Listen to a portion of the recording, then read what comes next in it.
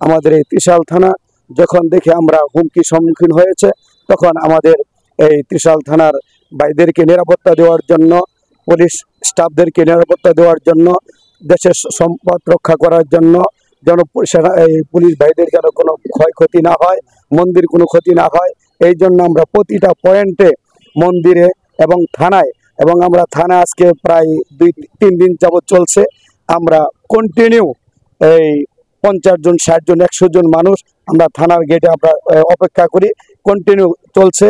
এবং যতক্ষণ পর্যন্ত এই দেশটা একটা সুন্দর পরিবেশে না আসে, মানুষের নিরাপত্তা যতক্ষণ পর্যন্ত না পাবে, আমরা ইসলামী আন্দোলনের পক্ষ থেকে আমরা সর্বক্ষণিক চেষ্টা করব এবং আমরা থাকবো। আপনাদের এই যে ইসলামী আন্দোলন বাংলাদেশের সাথে আর কোন দল আপনাদের সাথে সহমত পোষণ করেছে রাষ্ট্রীয় সম্পদ হেফাজত করার জন্য?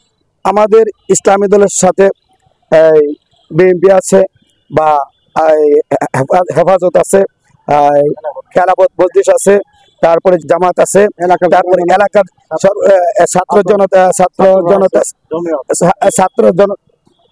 ছাত্র জনতা আছে, তারপরে আরো অন্যান্য ওই অঙ্গ সংগঠন আমাদের সাথে জড়িত আছে। আলহামদুলিল্লাহ আমরা নিরাপদ। ত্রিশাল থানা এই পর্যন্ত আল্লাহর রহমতে কোনো ক্ষয়ক্ষতি হয় নাই।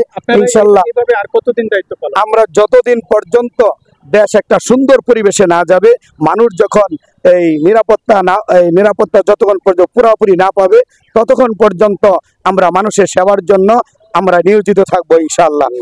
যদি দর্শক শ্রোতা, আমরা কথা বলছিলাম ইসলামী বাংলাদেশ আন্দোলনের সভাপতির সঙ্গে। তিনি বলেছেন এখানে বিএনপি সহ, হেফাজতে ইসলাম সহ, জামাত সহ সব দলের মানুষই কিন্তু রাষ্ট্রীয় সম্পদ রক্ষা করার জন্য এখানে দায়িত্ব পালন করছেন এবং আইনশৃঙ্খলা বাহিনীর নিরাপত্তার জন্য তারা দায়িত্ব পালন করছেন। এবং তারা বলেছেন যে যতক্ষণ পর্যন্ত রাষ্ট্র একটি সুশৃঙ্খল অবস্থায় না ফিরবে, ততক্ষণ পর্যন্ত তারা তাদের জানমালের রক্ষা করার দায়িত্ব পালন করবেন।